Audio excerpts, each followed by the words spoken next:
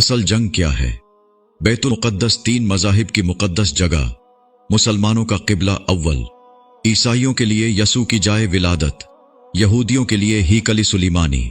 شروع کرتے ہیں حضرت ابراہیم علیہ السلام سے، جن کے دو بیٹے تھے، اسماعیل اور اسحاق۔ اسحاق علیہ السلام کے بیٹے تھے حضرت یعقوب علیہ السلام۔ یہی سے کہانی شروع ہوتی ہے اسرائیل کی۔ اسرائیل یعنی اللہ کا بندہ، اور یہ لقب حضرت یعقوب علیہ السلام کو دیا گیا۔ حضرت یوسف علیہ السلام جب کفیل مصر بنے تو آپ کو حکم ہوا کہ اپنے تمام خاندان یعنی آل یعقوب کو مصر بلایا جائے، اور مصر کی سرزمین کا ایک مخصوص حصہ ان کے لیے مختص کیا گیا، اور اللہ کی طرف سے کہا گیا کہ اے آل یعقوب، اس سرزمین میں تمہارے لیے برکتیں ہیں۔ حضرت یوسف علیہ السلام 12 بھائی تھے، اسی لیے اللہ تعالیٰ نے ان کے لیے 12 چشمے جاری کیے، اور یوں اس سرزمین کا نام حضرت یعقوب کے لقب سے اسرائیل پڑ گیا، جسے آج یروشلم بھی کہا جاتا ہے۔ آپ کی نسل سے کم و بیش 70,000 انبیاء کرام آئے۔ حضرت یوسف علیہ السلام کے بھائی یہودا کی نسل آگے بڑھی تو اس میں سے آنے والے تمام بنی اسرائیلی یہودی کہلائے۔ وقت گزرتا گیا اور حضرت موسیٰ علیہ السلام کا دور آیا۔ جب فرعون نے مصر کو آپ پر تنگ کی تو بنی اسرائیل کے ساتھ آپ کو مصر سے نکلنا پڑا۔ اس دوران بنی اسرائیل پر اللہ تعالیٰ کی بہت سے کرم نوازیاں بھی ہوئی، جس میں من و سلوہ، چشموں کی بہتات، مچھلیوں کے شکار کا ذکر قرآن پاک سے بھی ملتا ہے، اور وہیں ہمیں ایک گائے کا ذکر بھی ملتا ہے جس کے لوتھڑے سے مردے نے اللہ کے حکم سے زندہ ہو کر اپنے قاتل کا بتایا۔ اس گائے کی نشانیاں اللہ تعالیٰ نے قرآن پاک میں بیان فرمائی، جو کہ ایک سرخ مائل رنگت کی گائے تھی، اور ایسی گائے آج بھی یہودیوں کے نزدیک مقدس مانی جاتی ہے۔ حضرت موسیٰ علیہ السلام کے بعد دیگر نبی آئے۔ اس دوران میں حضرت موسیٰ علیہ السلام اور ان کے دور کی کچھ باقیات، تورات، من و سلوہ کا کچھ حصہ بنی اسرائیل نے ایک صندوق میں محفوظ کر لیا۔ یہ اللہ کی طرف سے حضرت آدم علیہ السلام کو دیا گیا ایک خاص صندوق تھا، جو نسل در نسل نبیوں کے پاس رہا، جسے قرآن میں تابوت سکینہ کے نام سے پکارا گیا ہے، اور یہ یہودیوں کو اپنی جان سے زیادہ عزیز ہے۔ حضرت داؤد علیہ السلام نے جب جالوت کو ہرا کر اس سے تابوت سکینہ حاصل کیا تو یوں بنی اسرائیل نے انہیں نبی تسلیم کر لیا، اور حضرت داؤد علیہ السلام نے اس صندوق کی حفاظت کے لیے ایک ہیکل تعمیر کروانا شروع کیا، جو کہ ان کی زندگی میں مکمل نہ ہو سکا۔ ان کے بیٹے حضرت سلیمان علیہ السلام نے جنوں کی مدد سے اس کو مکمل کروایا، اور اسی دوران میں آپ کی بھی وفات ہو گئی۔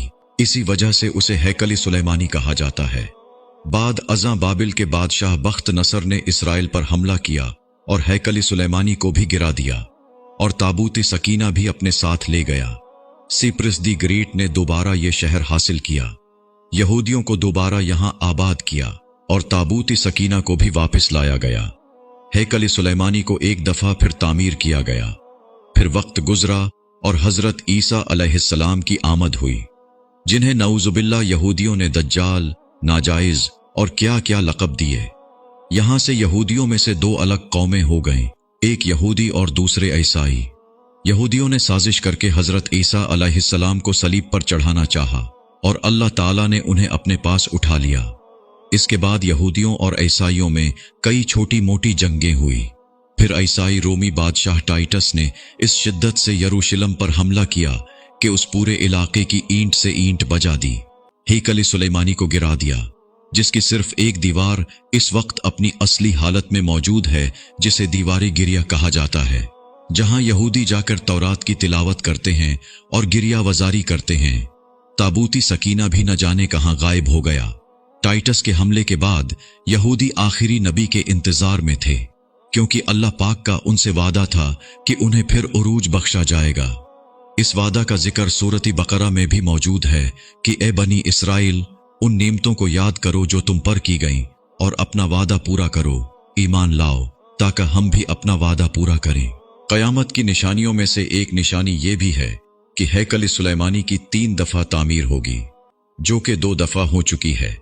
یہودی اپنے مسیحا اور آخری نبی کے انتظار میں تھے کہ ٹائٹس کے حملے کے 500 سال بعد نبی آخر الزمان صلی اللہ علیہ وسلم کی ولادت ہوئی۔ यहाँ यहूदियों को ये झटका लगा कि सारे नबी हजरत इसहाक अलैहिस्सलाम की नस्ल से हैं, तो आखिरी नबी हजरत इस्माइल अलैहिस्सलाम की नस्ल से क्यों आ गए, और उन्होंने ईमान लाने से इनकार कर दिया। मुसलमानों के लिए भी वो अंबिया की ही निशानी थी, इसीलिए हैकल सुलेमानी को बीतुल मुकद्दस का नाम दिया गया। इस्लाम के आगाज में यहूदियों को कायल करवाने की खातिर ही बीतुल मुकद्दस की जानिब मुंह करके नमाज अदा करने का हुक्म हुआ, क्योंकि यहूदी इसी तरफ मुंह करके इबादत किया करते थे। 17 माह बाद हमारी इबादत का रुख बीतुल मुकद्दस से बीतुल्लाह की जानिब मोड़ दिया गया, क्योंकि मुसलमानों का शुरू से किबला अव्वल वही रहा, जिसे पहले हजरत आदम अलैहिस्सलाम और फिर हजरत इब्राहीम अलैहिस्सलाम ने तामीर किया। हजरत उमर रजी अल्लाह अन्हु के दौरे हुकूमत में इसराइल यानी यरूशलेम पर ईसाइयों का कब्जा था। बीतुल मुकद्दस के ही इहाते में उन्होंने गिरजाघर तामीर किया हुआ था, और ऐन ताबूती सकीना वाली जगह वो गंद फेंका करते थे यहूदियों की नफरत में। यरूशलेम की फतह के वक्त जब उमर रजी अल्लाह अन्हु वहां गए तो ईसाइयों पर बरहम हुए। वहां सफाई करवा कर मस्जिद तामीर करवाई, और कुरान में मौजूद मेराज वाले वाक़िए की निस्बत से इस मस्जिद को अक्सा का नाम दिया। यहूदियों की दीवार गिरिया भी इसी इहाते में मौजूद थी, तो ज़ायरीन की हैसियत से उन्हें भी वहां आने की इजाजत दे दी गई। खिलाफत अब्बासिया तक यरूशलेम एक मुस्लिम शहर रहा। इसके बाद ईसाइयों ने दोबारा यरूशलेम पर हमला करके इस पर कब्जा कर लिया। सलाहुद्दीन अय्यूबी ने ईसाइयों के खिलाफ 50 से जायद जंगें करके बीतुल मुकद्दस दोबारा हासिल किया, और फिर 700 सालों तक ये खिलाफत उस्मानिया के ज़ीर सल्तनत रहा। यहूदियों को भी दीवारी गिरिया तक अपने मजहबी इक़दामात की आज़ादी रही, और यहूदी आहिस्ता आहिस्ता फिर यरूशलेम में आबाद होना शुरू हो गए। इस दौरान में कई बार उन्होंने खिलाफती उस्मानिया के सुल्तान को पैसों के एवज यरूशलेम उन्हें सौंपने का लालच दिया, लेकिन नाकाम रहे। इस दौरान में उन्हें यह अंदाजा हो चुका था कि उन्हें अब खुद अपनी पहचान बनानी है, और बाइबल में मौजूद यहूदियों के आखिरी उरूज से कबल वाली कई निशानियां भी जाहिर हो चुकी थी, और वो ये तस्लीम कर चुके थे कि उनका आखिरी मसीहा अब दज्जाल होगा, जिसकी बदौलत पूरी दुनिया में उनका दोबारा बोलबाला होगा। उन्होंने बरतानिया से साजबाज करके खुद को अलग रियासत तस्लीम करवा लिया। यूं इसराइल बाकायदा एक मुल्क की सूरत में दुनिया के नक्शे पर उभरा। फिर आहिस्ता आहिस्ता उन्होंने फलस्तीन और दीगर मिस्री इलाकों पर भी कब्जा कर लिया। अरब मुमालिक इसराइल के खिलाफ जंग पर आए, लेकिन उस वक्त तक ये खुद को इतना मजबूत कर चुके थे, अरब मुमालिक को इस एक छोटे से मुल्क से मुंह की कानी पड़ी। ईसाइयों ने भी देख लिया कि अब उनसे लड़कर कुछ वसूल नहीं होना, तो बाकायदा गिरजाघरों में पादरियों ने तकरीबात मुनक्किद की और यहूदियों के लिए मुआफ़ी का ऐलान किया गया। यूं सियासी और इक्तिसादी मफाद परस्ती ने 2000 सालों से एक दूसरे के अज़ली और जानी दुश्मनों को एक सफ पर ला खड़ा किया, और कुरान की बात भी सच हो गई कि यहूद व नसरी एक दूसरे के दोस्त हैं। यहूदियों के अकायद के मुताबिक वो हैकल सुलेमानी की हिफाजत नहीं कर पाए तो खुद को कसूरवार कहते हैं, खुद को सजा देने के लिए जंजीरों और चमड़े से पेटते हैं, और दीवारी गिरिया के पास आह वजारी करते हैं। वो ईमान रखते हैं कि तीसरी बार उन्हें पूरी दुनिया पर हुक्मरानी हासिल होगी। इसके लिए उन्हें मस्जिद अक्सा को गिराना होगा, जिसकी तैयारी वो कर चुके हैं। कब से मस्जिद अक्सा के नीचे बारूदी सुरंगें बिछा दी गई हैं। इसके बाद हैकल सुलेमानी तामीर करके ताबूती सकीना वहां रखना है। ताबूती सकीना भी वो दोबारा हासिल कर चुके हैं, लेकिन मसला था सुर्ख गाय, क्योंकि उनके अकीदे के मुताबिक वो नापाक हैं, और जब तक पाक नहीं हो जाते हैकल सुलेमानी तामीर नहीं कर सकते, और पाक होने के लिए सुर्ख गाय की कुर्बानी देना होगी। वो गाय जिसकी निशानियां कुरान पाक में बयान की गई हैं, जो उस वक़्त भी उन्हें ढूंढने में मुश्किल हुई थी। अब भी 100 साल तक वो वैसी गाय की तलाश करते रहे। टेक्नोलॉजी का इस्तेमाल करते हुए बच्चे पैदा करने का कामयाब तजुर्बा किया उन्होंने। फिर उस तजुर्बे की बदौलत वैसी निशानियों वाली गाय पैदा करने की कोशिश की गई, लेकिन नाकाम रहे। 2019 में एक अमरीकी रियासत से 5 अदद वैसी गायें उन्हें मिल गईं, जिनके जिस्म पर सुर्ख रंग के अलावा और कोई बाल नहीं था। उन्हें कभी काम के लिए इस्तेमाल नहीं किया गया था। अगली निशानी के उन पर किसी बीमारी का असर नहीं होना चाहिए। पूरी दुनिया में कोविड फैलाकर मुख्तलिफ जानवरों के साथ उन्हें भी टेस्ट किया गया और उन पर इस बीमारी का कोई असर न हुआ। Red hyper found, mystery of red hyper. ये गूगल में सर्च करके आप इस मुताल्लिक तफसील से पढ़ सकते हैं। अलगरज कर्ब क़यामत और दज्जाल के ज़हूर वाली तमाम तर तैयारियां वो मुकम्मल कर चुके हैं।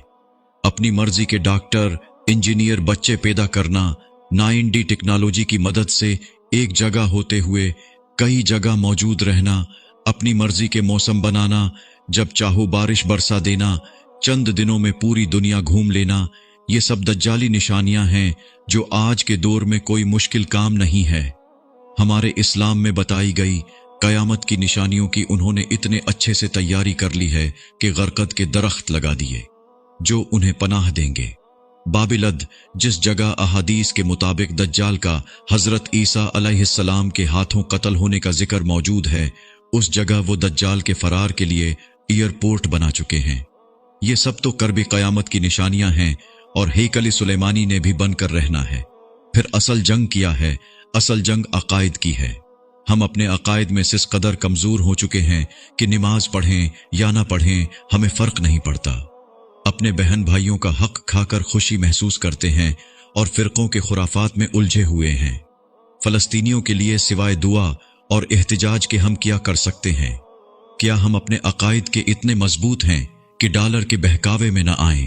क्या हम यहूदियों के मुकाबले में निकलने वाले खुरासान मुजाहिदीन की लिस्ट में आते हैं या बस सोशल मीडिया के तमाशाई हैं? अगर आज दज्जाल जाहिर हो जाए और तौबा का दरवाजा बंद हो जाए तो हमारी आखिरत के लिए क्या तैयारी है?